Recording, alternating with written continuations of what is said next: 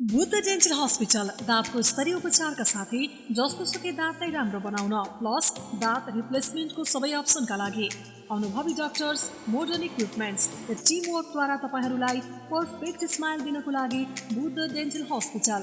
Dental ट्रिटमेन्टको most advance system मतलब time अनुसार अपग्रेड गर्दै जाने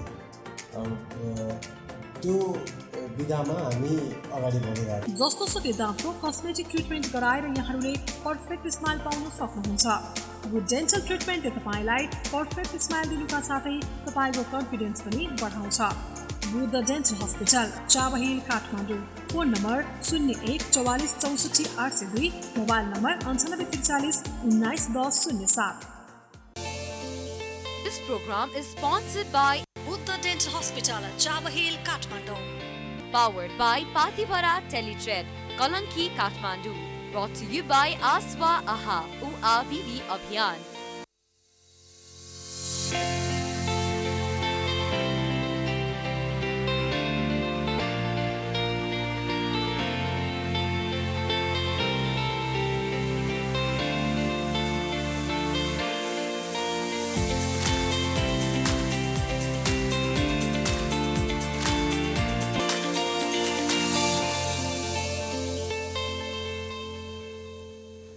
कार्यक्रम प्रसंग एक सवाल अनेक को आजको श्रृङ्खलामा यहाँहरूलाई हार्दिक स्वागत अभिवादन गर्दछु। म एलपी शर्मा।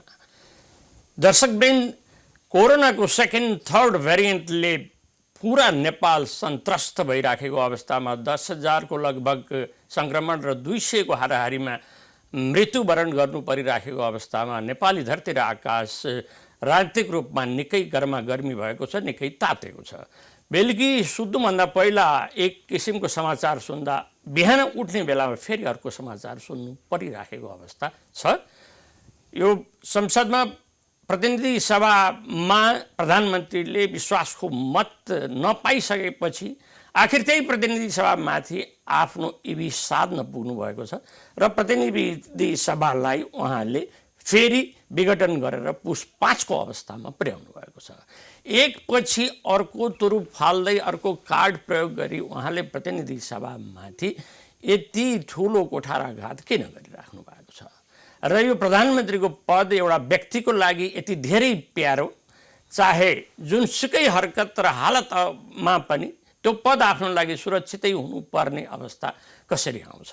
आज यसै सम्बन्धमा हामीले चर्चा परिचर्चा गर्नका लागि हाम्रा सामूहिक विशिष्ट अतिथि हुनुहुन्छ धनराज गुरुङ। उहाँ नेपाली काङ्ग्रेसका केन्द्रीय समिति सदस्य हुनुहुन्छ र उहाँ एक कुशल, इमान्दार र कर्मठ राजनीतिक कर्मी हुनुहुन्छ। यहाँभन्दा धेरै परिचय उहाँको बारेमा आवश्यक पर्दैन। अब विलम्ब नगरी म उहाँलाई यस कार्यक्रममा हार्दिक स्वागत गर्छु। स्वागत छ धनराज सर यस कार्यक्रममा। धन्यवाद सर। अब सर, हाम्रो अन्तरसंवादको ढोका यसैबाट खोलौँ कि महाभारतमा जुन शकुनीले पासा फाल्नुहुन्थ्यो, जति बेला पनि पासा फाल्यो उहाँकै जित मात्रै हुन्थ्यो। त्यो पासाको बनोट नै एक अर्को किसिमबाट भएको कारणले पाण्डवहरूको चाहिँ बिल्ली बाँट भए जस्तै अब नेपालको संविधान र राजनीति चाहिँ नि उहाँको गोटी र उहाँको पासाबाट पुरै छेदविच्छेद भएको हो कि के हो?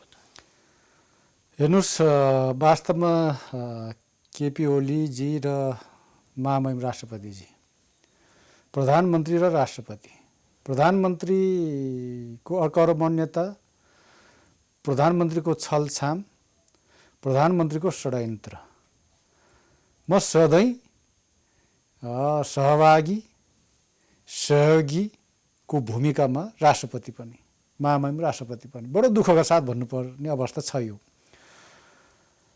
प्रधानमन्त्रीजी त पटक पटक निर्वस्त्र भन्नुभएकै छ, हुँदा हुँदा राष्ट्रपति पनि सँगै निर्वस्त्र देख्नु पर्दा साह्रै दुःख लागेको छ। शहीदको रगत बगाएर, हामीले पनि रगत र पसिना बगाएर लामो समयसम्म लोकतन्त्रका लागि, प्रजातन्त्रका लागि, लोकतन्त्रका लागि हामी लड्यौँ र गणतन्त्रसम्म आइपुग्यौँ। सङ्घीय लोकतान्त्रिक गणतन्त्रसम्म आइपुगेर जनताकै छोराछोरी राष्ट्रपति हुने प्रणाली हामीले अङ्गीकार गर्यौँ।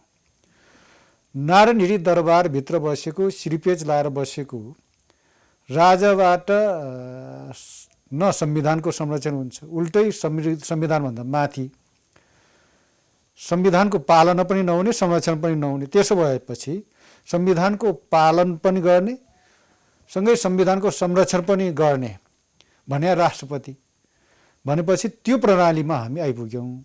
तर दुःखका साथ आजको मितिमा हेर्दै गर्दाखेरि एकपछि अर्को गरेर संसद भनेको त प्रधानमन्त्रीको शत्रु जस्तो। संसदबाटै निर्वाचित प्रधानमन्त्री संसदीय प्रणालीमा, लोकतन्त्रमा, गणतन्त्रमा जे भन्नुहोस्, यो चाहिँ नि संसदप्रति उत्तरदायी हुनुपर्छ। संसदबाटै निर्वाचित प्रधानमन्त्री संसदप्रति उत्तरदायी हुनै पर्ने अवस्थामा उल्टै संसदमाथि बन्चरो प्रहार गरेको गरै गर्छ। अनि त्यो बन्चरो प्रहार गर्दाखेरि मैले अघि नै भने राष्ट्रपति त अभिभावक हो, तर राष्ट्रपति समग्र मुलुकको अभिभावक नभइकन यो ओलीजीको मात्रै कार्यकर्ता जस्तो, अभिभावक पनि होइन कार्यकर्ता। किन भन्दाखेरि उहाँले जे भन्नुहुन्छ त्यो मात्र मान्नुहुन्छ, खुरुखुरु जतिखेर भन्नुहुन्छ त्यतिखेरै जे भन्नुहुन्छ त्यही।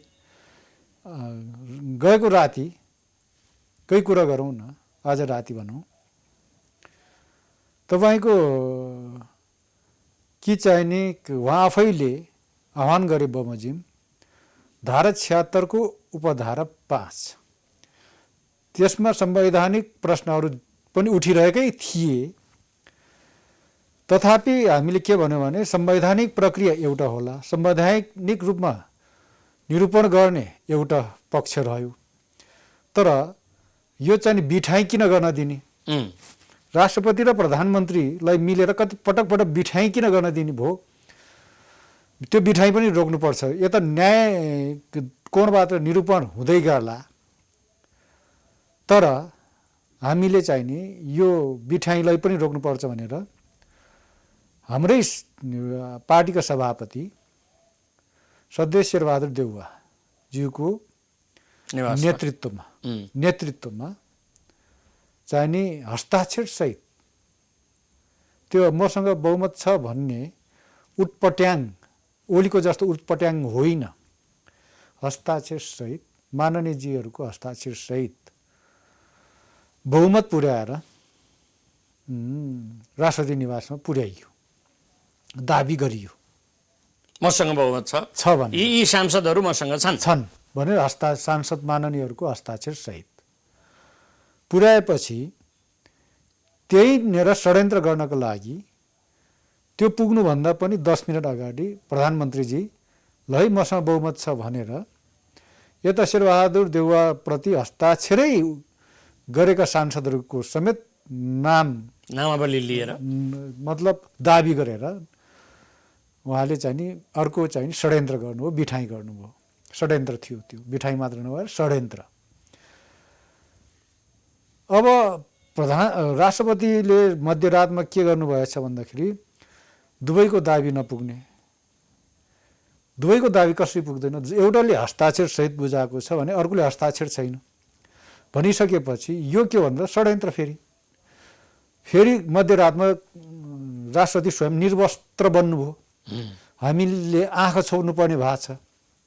योभन्दा दुर्भाग्य के हुन सक्छ? अब धर्मराजजीले बडा बारम्बार एउटा राष्ट्रपति र प्रधानमन्त्रीजीको वस्त्रविहीनताको कुरा गर्नुहुन्छ। हामीले ह्यान्स एन्डरसनले लेखेको एम्परर्स न्यू क्लथको सम्झना पनि यहाँ आउँछ। एउटा बच्चाले त्यो सम्राटको त वस्त्रै छैन भनिसक्दा राष्ट्रपति र प्रधानमन्त्री कार्यालयमा ती धेरै सल्लाहकार केहीहरू छन् नि, उनीहरूले वस्त्रविहीनताको कुरा उनीहरूले सम्झाउने सुझाउन पर्ने होइन र?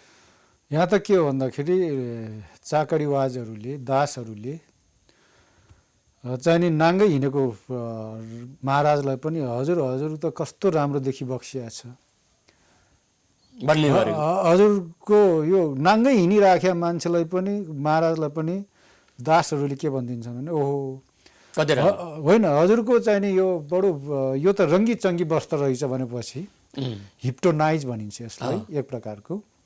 उनीहरू पनि हिप्टोनाइजमा पर्छन्। यो त बारम्बार भइराखेकै छ नि। ओली तन्त्रमा यो बारम्बार दोहोरिरहेको छ, एकपल्ट होइन। अब राष्ट्रपतिजीले त्यो शनाखत गर्नुपर्ने होइन र सर, जस्तो कि पहिला सुरुमा ल ठिक छ केपी ओलीजीले मसँग यति सांसदहरूको समर्थन छ भन्नुभयो, त्यसपछि शेरबहादुरजी जानुभयो मसँग यतिको समर्थन छ भनेर दुवैतिर तिनीहरू सांसदहरूको नाम पर्यो भनेपछि त शनाखतमा जानुपर्ने होइन र? निश्चित यो चाहिँ नि शनाखतै गरेर होइन, यो त तपाईँले के भने कानुनी राज्य मान्नेलाई न शनाखत हो। यो त कानुनी राज्यमाथि धावा बोलिराखेको छ राष्ट्रपति र प्रधानमन्त्री मिलेर, कहाँको शनाखत? किन शनाखत? शनाखत गर्नै परेन। मैले अघि नै भनिसकेँ, उहाँहरूले चाहिँ नि संविधानमाथि नै, संसदमाथि नै बन्चरो हान्ने, संविधानमाथि पनि बन्चरो हान्ने चाहिँ नि यो त के भन्दाखेरि नरहे बाँस नबजेकी मुराली बाँसुरी भने जस्तो। यो त संसदै विघटन गरेर बस्दिने, संविधानै च्यात दिने, अनि एक छत्र यो देखावटी मात्र। यो अहिले कार्तिकको 26 र मङ्सिर 3 भने हो, कार्तिक 26 मङ्सिर 3 यो देखावटी घोषणा मात्रै हो। यो अर्को ट्याक्क लिएर बसेका छन्। अध्यादेश हिजै स्वास्थ्य सङ्कटकाल भनेर फेरि अध्यादेश ल्याएर आइसके। यो भने त के भने कि एक छत्र यो कसैले नचियाए हुन्छ। यो ओलीले घोषणा गरे मितिमा चुनाव हुन्छ भन्ने कुरा कसैले नचियाए पनि हुन्छ, नचिताए पनि हुन्छ। त्यो मनको लड्डु घिउसँग खाने जस्तै हो। यिनको चाहिँ नि यात्रा यो यति ठुलो षड्यन्त्र गर्दैछन् कि चाहिँ नि यहीँ नजिकै चिनको राष्ट्रपति एक छत्र सी जिनपिङ चाहिँ नि अब एक छत्र राष्ट्रपति भइरहने गरेर त्यहाँ चाहिँ नि संविधान परिमार्जन गरियो। रसियामा भ्लादिमिर पुटिनले फेरि लामो समयसम्म आफै चाहिँ राज्य सत्तामा बस्ने गरेर संविधान अस्ति भर्खरै संशोधन गरिएको छ। त्यहाँ पनि त्यो भूतले ठ्याक्कै राष्ट्रपति र प्रधानमन्त्रीलाई त्यो भूतले ठ्याक्कै छोप्या छ, त्यही भूतले। अनि उहाँलाई पनि त्यही भूतले के गरिदिएको छ भन्दाखेरि राष्ट्रपति सधैँ किन नभइरहने है, अनि प्रधानमन्त्री केपी ओली किन नभइरहने, सधैँ भइरहने, कम्युनिस्ट भनेको यही हो भन्ने ढङ्गबाट उहाँहरू प्रस्तुत हुनुभएको छ। उहाँहरूको यो चाहिँ नि षड्यन्त्र हो। त्यसैले उहाँहरूले अब फेरि जुन संसदमाथि बन्चरो प्रहार गरेर उहाँले पटक पटक मार्ने प्रयास गरिरहनु भएको छ, त्यो संसदलाई उहाँले नै फेरि चुनावको चाहिँ नि चुनावी हस्पिटलबाट बचाएर लिएर आउनुहुन्छ भन्ने भ्रम पाल्न हुँदैन। अब चाहिँ नि यो मुलुक मैले अघि नै भनिसकेँ, एउटालाई बाँचुन्जेल राष्ट्रपति हुने रहर छ, अर्कोलाई बाँचुन्जेल प्रधानमन्त्री हुने रहर छ। उहाँहरू यो मानेमा देशको स्वाधीनतासँग नि मतलब छैन उहाँहरूलाई, लोकतन्त्रसँग नि मतलब छैन उहाँहरूलाई एउटै मतलब पदसँग, एउटालाई राष्ट्रपतिको पदसँग मात्रै मतलब छ, अर्कोलाई प्रधानमन्त्री पदसँग मात्रै मतलब छ। यिनीहरू आफ्नो व्यक्तिगत स्वार्थमा मात्रै केन्द्रित छन्। यिनीहरूबाट राष्ट्रिय स्वाधीनताका सन्दर्भमा, राष्ट्रको समृद्धिको सन्दर्भमा, लोकतन्त्रको सन्दर्भमा, जनजीविकाको सवालमा एउटा प्रश्न छ नि सर, एउटा प्रश्न के छ भने यो 76(5) अनुसार दाबी गर्ने हक र अधिकार 271 सांसदहरूमध्ये 270लाई मात्रै छ, एकजनालाई छैन भन्ने कुरा आउँछ कि मार्केटमा, राजनीति बाहिर। एकजना त को हो त भन्दा प्रधानमन्त्री पदमा आसीन भएको व्यक्ति, त्यो कुरा सही हो? चाहिँ नि 271मा म त अझै के भन्छु भने 271मा पनि चाहिँ नि उहाँलाई त पाउने कुरै भएन, सभामुख र उहाँ होइन। सभामुखको त यहाँ सवालै कुरो उठ्नै आएन। त्यस कारण तपाईँले भन्नुभएको सेन्टिमेन्टमा, भावनामा के भन्दाखेरि प्रधानमन्त्रीले हिजै मात्रै पनि दिउँसोसम्म पनि मैले ह्यान्डसअप गर्न नपाउने, हात उठाउन नपाउने, सक्दिनँ भने मैले अझै हात पनि यसै गरेर मैले यसै ह्यान्डसअप गर्न नपाउने भन्दै हुनुहुन्छ। अस्तिको दिनमा लिखित, ल हिजो के भने त्यो आफ्नो ठाउँमा छ, अस्तिको दिनमा लिखित रूपमा उहाँले प्रस्तुत गर्नुभएको छ राष्ट्रपतिलाई अनुरोध गर्नुभएको छ कि मैले विश्वासमा लिन सक्दिनँ, अब चाहिँ नि धारा 5मा लाई प्रयोग गर्नुहोस् भनेर मार्ग प्रशस्त गर्ने त्यो पनि निर्देशनात्मक आदेश जस्तो। र राष्ट्रपतिले प्रधानमन्त्रीको त्यहीमा लाछाप गरेर उहाँले अरू केही पनि हेर्नु भएन, राजीनामा दिनुहोस् पनि भन्नु भएन, केही पनि भन्नु भएन। उहाँको त रबर स्टाम्प न भयो। त्यसपछि हिजो फेरि दिउँसो मैले ह्यान्डसअप गर्न नपाउने, मसँग 121 मात्रै छ, मसँग बहुमत पुगेन, सक्नेले गरौँ न त भने होइन। अनि सक्ने जाँदै गर्दा षड्यन्त्र त्यसमाथि फेरि भनेपछि केपी ओली र विद्या भण्डारी षड्यन्त्रको ताना बाना बुन्दै यो मुलुकमा एकछत्र शासन गर्ने चाहिने दिशातर्फ उन्मुख छ। मलाई एउटा सम्झना आउँछ कि केपी ओली 2074 सालमा चुनावबाट चाहिँ नि गठबन्धन सरकारमा उनीहरूको दुईटाको गठबन्धनबाट प्रधानमन्त्री नियुक्ति हुने बेलामा जो नेपाली काङ्ग्रेसको सरकार थियो शेरबहादुर देउवाको, उहाँले केही निर्णयहरू गर्नुभएको थियो। तपाईँले भन्नुभएको यहाँ चाहिँ जोडिहालौँ, चाहिँ नि निर्वाचन सम्पन्न गराउने जिम्मा शेरबहादुरजी देउवाको थियो र जसले निर्वाचन सम्पन्न गर्दै गरेको चाहिँ नि प्रधानमन्त्रीले स्वाभाविक रूपमा चाहिँ नि संसदलाई पूर्ण रूपमा संसद निर्वाचित गराउनु थियो। त्यही सन्दर्भमा उहाँले 3 जना चाहिँ नि जो राष्ट्रिय सभा सदस्यको लागि नियुक्तिको लागि सिफारिस गर्नुभएको थियो। त्यो चाहिँ नि महिनौँ दिन रोकेको कुरा छ। अब यहाँनिर मैले अघि भन्दै गर्दा तपाईँको कुरो चाहिँ फेरि इन्टरप्ट गर्नुभयो। अब तपाईँको ठ्याक्कै प्रश्न आइपुग्दै थियो अघिल्लो प्रश्नमा कि चाहिँ नि यसरी उहाँहरू अब नियम कानुनलाई चाहिँ नि उहाँले त मान्नु भएको छैन, संविधानलाई त मान्नु भएको छैन। संविधानलाई मान्ने मान्छेले नै चाहिँ नि मैले अब दाबी गर्न पाउँदिनँ भन्ने हो होइन। तपाईँले जुन एकजनाले पाउँदैन त्यो प्रधानमन्त्री भन्यौँ नि हामीले, त्यो चाहिँ नि संविधान मान्ने मान्छेलाई हो। उहाँ त संविधानै नमान्ने मान्छे, उल्टै संविधानलाई कुल्चिने, संविधानलाई च्यातच्युत पार्ने, धुजा पार्ने मान्छेले अब चाहिँ नि मैले दिउँसैसम्म पनि यसो भने, हिजो मैले राष्ट्रपतिलाई यो भने, यो अनुरोध गरेँ र दिउँसै पनि मैले पत्रकार सम्मेलन गरेर यसो भनेको छु। त्यसैले कम्ती नै मैले मेरो राजनीतिक नैतिकताको आधारले पनि, दृष्टिकोण र कानुनी हिसाबले पनि, संवैधानिक हिसाबले पनि मैले दाबी गर्न हुन्न उपधारा 5 बमोजिम भन्ने के केपीलाई ज्ञान नभएको हो त होइन, ज्ञान नभएको होइन। मैले अघि नै भने उहाँहरू षड्यन्त्र गर्दै हुनुहुन्छ, एकछत्र शासन गर्ने। कहिलेसम्म शासन गर्ने भन्दाखेरि बाँचुन्जेल शासन गरिरहने, सत्ता टिकिरमा बसिरहने, प्रधानमन्त्री भइरहने, राष्ट्रपति भइरहने, यही हो। हामी एक छोटो विश्राममा जानेछौँ, त्यसपछि अन्तर संवादको सिलसिलामा फेरि जोडिनेछौँ।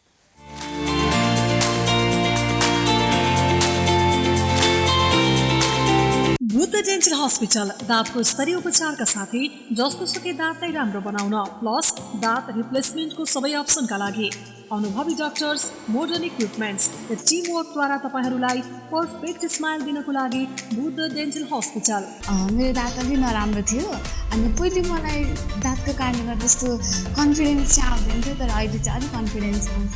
बुद्ध डेन्टल भनेको अलिकति पहिलेदेखि नै अब नाम चलिआएकोले गर्दाखेरि त्यसैको लागि चाहिँ अब बच्चाहरूको राम्रो हुन्छ चाहिँ आज बिग्रेको तथा नमिलेका दाँतहरूलाई कस्मेटिक ट्रिटमेन्टद्वारा राम्रो बनाइने, दाँत नभएको ठाउँमा फिक्स्ड टिथ रिप्लेसमेन्ट गरिने, दाँतको बिचको ग्याप हटाएर राम्रो बनाइने, दाँत नभएकाहरूलाई कुनै सेट आर्टिफिसियल टिथ लगाइने, बाङ्गो टिङ्गो दाँतहरूलाई ब्रेसेस लगाएर राम्रो बनाइने, पहेँलो दाँतलाई ट्रिटमेन्टद्वारा सेतो बनाइने, साथै दाँत तथा मुखका सबै जनरल ट्रिटमेन्टका लागि Buddha dental hospital, Chabahil, Kathmandu. Phone number 01 44 64 802, mobile number 98 43 19 10 07। This program is sponsored by Buddha dental hospital, Chabahil, Kathmandu. powered by Patibara Teletrade, Kalanki, Kathmandu. brought to you by Aswa Aha UAVV अभियान।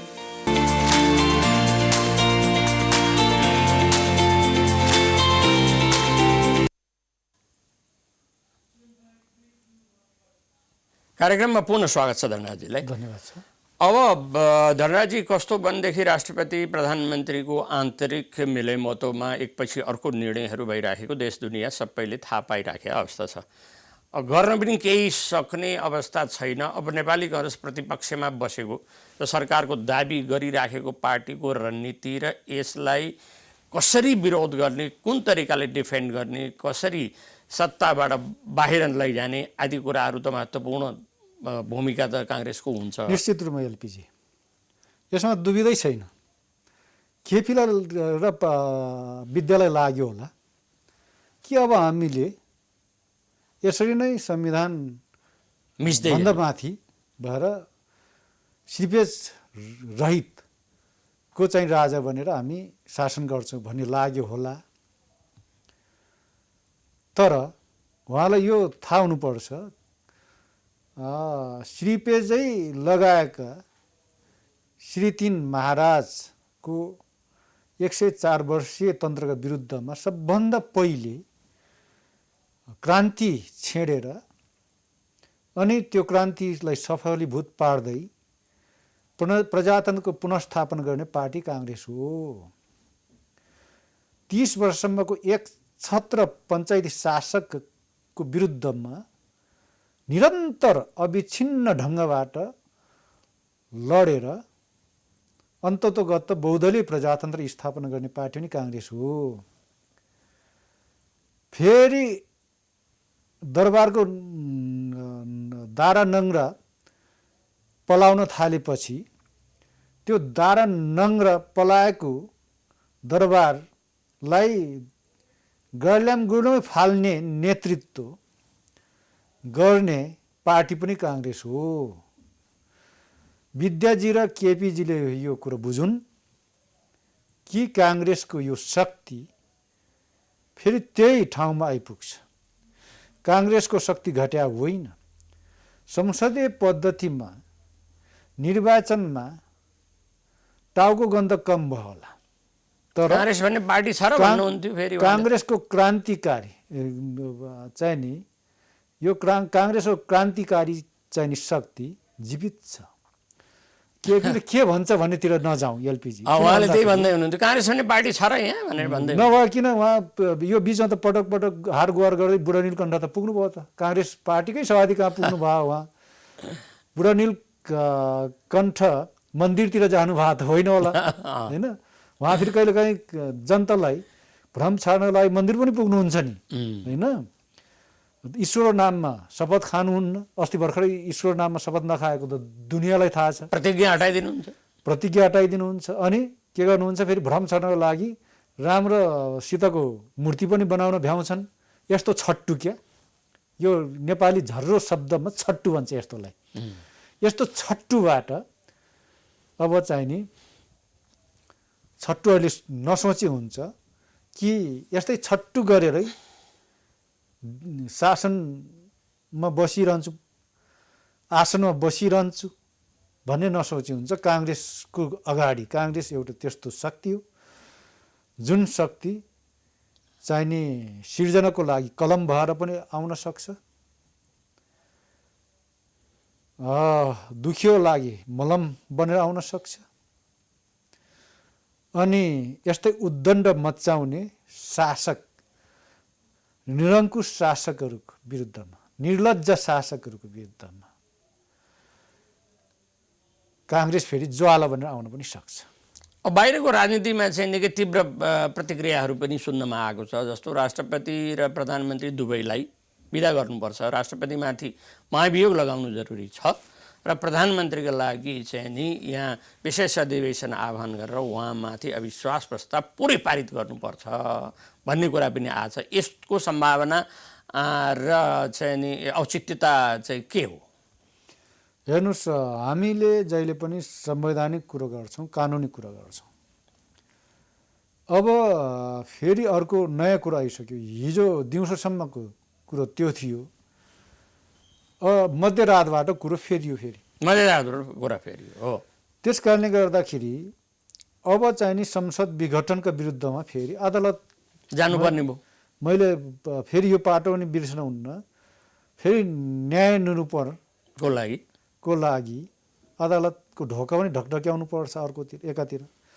अर्कोतिर अब अदालत मैले भने अदालत एउटा पक्ष हो, एउटा पाटो हो, तर फेरि हामीले कुन ढङ्गबाट आन्दोलित हुने, निरङ्कुशता विरुद्ध त लड्नै पर्यो नि, होइन र? अब एकातिर कोभिड-19 को यो महामारी चलिरहेको बेलामा अब महामारीको बिचमा यिनले आन्दोलन पनि गर्न सक्दैनन् भनेर मन परी गर्ने, महामारीलाई देखाएर एकातिर भ्रष्टाचार त गरेकै थिए, भ्रष्टाचार गरेर लाखौँ जनताको ज्यान त लिएकै छन् यिनले। हेर्दाखेरि पो 5-7 हजारको कुरो छ त। कोभिडबाट मारिएको चाहिँ नि सङ्क्रमितबाट पो 5-6 हजारको आँकडा छ। तर यिनले त चाहिँ नि 3 करोड नेपालीको जीवनमाथि खेलवाड गरिरहेछ नि त, भ्रष्टाचार गरेर अकर्मण्यताबाट।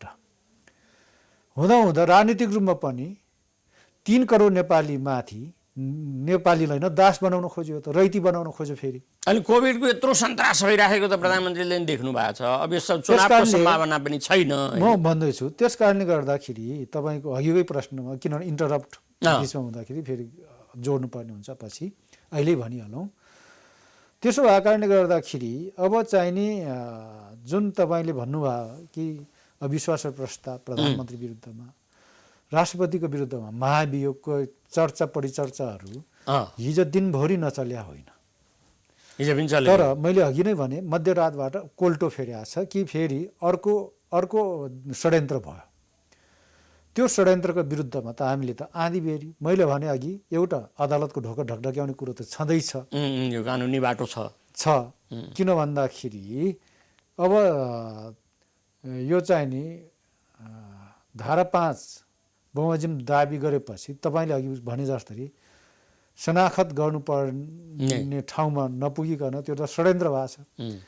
एउटा षड्यन्त्रको विरुद्ध न्यायिक निरूपणको लागि ढोका ढकढक्याउने, अर्को आँधीबेरी फेरि पनि आन्दोलनको आँधीबेरी।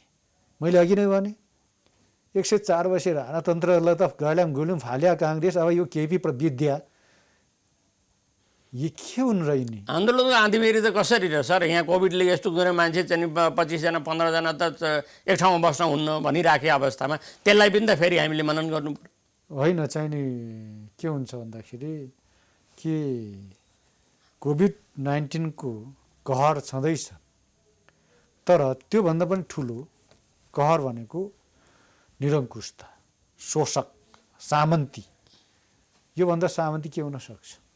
योभन्दा निरङ्कुशता के हुन सक्छ? जसले संविधान मान्दैन, षड्यन्त्र गर्छ।